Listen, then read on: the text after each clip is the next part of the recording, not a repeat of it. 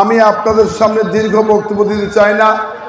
আপনারা জানেন যে বিএনপি বাংলাদেশ জাতীয়তাবাদী দল বারবার ক্ষমতা এসেছে।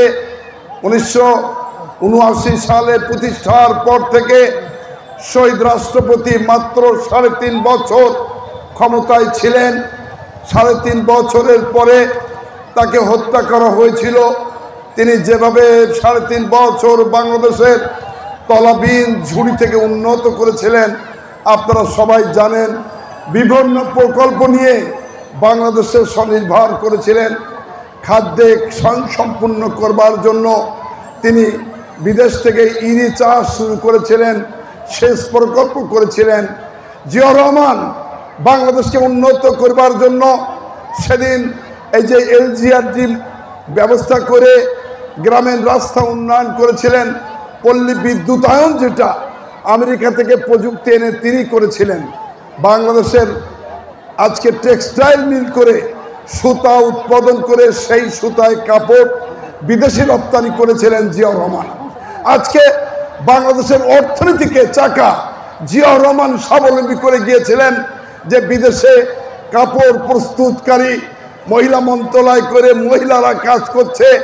আপনারা জানেন সবচেয়ে বড় স্পর্শকাতর মিডল ইস্ট যেটা সৌদি আরবে জিয়াউর রহমান নিম ট্রি সেখানে রোপণ করে জিয়া ট্রি হিসেবে খ্যাত হয়েছে। আরাফাত ময়দানে তার নামের পরে চলে। এর বিনিময়ে তিনি মানুষ পাঠিয়েছিলেন, বাংলাদেশের রপ্তানি করেছিলেন জনগণ তাদের আর্থিক এবং বাংলাদেশের স্বাবলম্বী করার জন্য। আজকে পৃথিবীব্যাপী বাংলাদেশের মানুষ বিদেশে যান, তাদের রেমিটেন্স পান এবং গার্মেন্ট শিল্প দিয়ে অর্থনৈতিক চাকা আজকে বাংলাদেশ স্বাবলম্বী দেশ।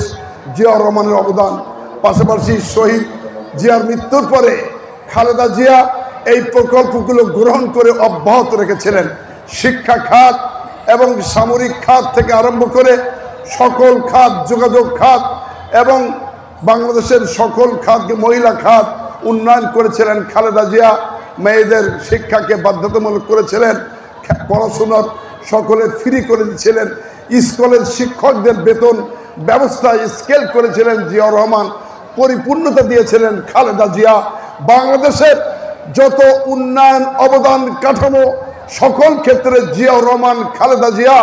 আগামীতে আপনাদের প্রাণ প্রিয় নেতা তারেক রহমান তার সেই ধারাবাহিকতায় আপনাদের করতে চাই। আপনারা তারেক রহমান আপনাদের সালাম দিয়েছেন দুহাত তুলে, আমরা তারেক রহমানকে সমর্থন করছি। প্রত্যাবর্তন করবেন বীরের বেশে। গত 14 বছরে খালেদা জিয়া এবং তারেক রহমানের নেতৃত্বেই দেশের যেভাবে যুব সমাজ, ছাত্র সমাজ, স্বেচ্ছাসেবক দল, জাসাজ, শ্রমিক দলকে সংগঠিত করে শেখ হাসিনার বিরুদ্ধে যে আন্দোলন হয়েছে সেই আন্দোলন ত্বরান্বিত করেছেন। বন্ধুগণ, আপনারা জানেন যে আজকের আন্দোলনের 15 বছরের আন্দোলনের মাত্র 1 মাস 6 দিনই তো কেউ স্বাধীনতা করতে পারে। মাত্র 1 মাস ছাত্র জনতা বিপ্লব সেটা খালেদা জিয়া, তারেক রহমান করেছিলেন, জাতীয় দল করেছিলেন, অঙ্গ সংগঠন করেছিলেন, সাথে সাথে জামাতও ছিল। অন্যান্য রাজনৈতিক দলগুলো সম্মিলিত করে হাসিনার ফ্যাসিস্টের অন্যায়ের বিরুদ্ধে, আলেম ওলামা হত্যার, আমাদের পরে নির্যাতন, আমাদের পরে মিথ্যা কেস, 70 বছর সাজা, শেখ হাসিনা খালেদা জিয়াকে হত্যা করা। আপনাদের মনে নাই খালেদা জিয়াকে বলেছিল চিকিৎসার দরকার নেই, তাকে বলেছিল পদ্মা সেতু ফেলে দিলে অসুবিধা কি, বয়স হয়েছে মৃত্যুবরণ করুক। আজকে আপনারা জানেন তাকে মিথ্যা কেস দিয়ে সাজা দেওয়া হয়েছে, সেই কেস মিথ্যায় পরিণত হয়েছে। আপনারা জানেন 2 কোটি টাকা, 8 কোটি টাকা ব্যাংকে আছে, অথচ তাকে 10 বছর সাজা দেওয়া হলো। কিন্তু খালেদা জিয়া আপনি বললেন পদ্মা সেতুতে ফেলে হত্যা করতে চাইলেন, জেলে দিয়ে হত্যা করতে চাইলেন, কিন্তু আপনি কোথায় আছেন মৃণালদা বললেন। কিন্তু গতকাল পত্রিকা দেখলাম শেখ হাসিনা নাকি ইন্তেকাল করেছেন। আমি কিন্তু ইন্না লিল্লাহি ওয়া ইন্না ইলাইহি রাজিউন পড়িনি, কারণ ভারতের আনন্দবাজার পত্রিকাগুলোতে ভারতের আজকে যখন 26শে মার্চ তখন একটি ভয়ঙ্কর ষড়যন্ত্র করে ইউনূস সাহেব যখন চীনে যাবেন দেশের উন্নয়ন করতে, তখন এমনি একটি মিথ্যা অপবাদ দিয়ে পত্রপত্রিকা আসলো শেখ হাসিনা ইন্তেকাল করেছেন, প্রতিবাদ হয়েছে। তারপরে খোঁজ নিল শেখ হাসিনা থাকেন, প্রথমে একটি বাসায় রেখেছিল, তারপরে ক্যান্টনমেন্ট নিয়ন্ত্রণে একটা বাসায় থাকেন, একবার গভীর ষড়যন্ত্র মধ্যে থাকেন, নিয়ন্ত্রিতভাবে থাকেন, অলিখিতভাবে তিনিও তো কারাগারে আছেন বলে আমরা যেটা বুঝতে পেরেছি। তারপরে আজকে খালেদা জিয়াকে যিনি হত্যা করতে চেয়েছিলেন তিনি তো ভালো নেই, কি আছে? জোরে বলেন, কি আছে?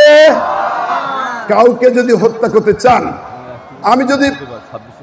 আমি যদি বলি যদি কাউকে হত্যা করতে চান আপনি হত্যা হয়ে যাবেন, কি হুজুর ঠিক কিনা বলেন না?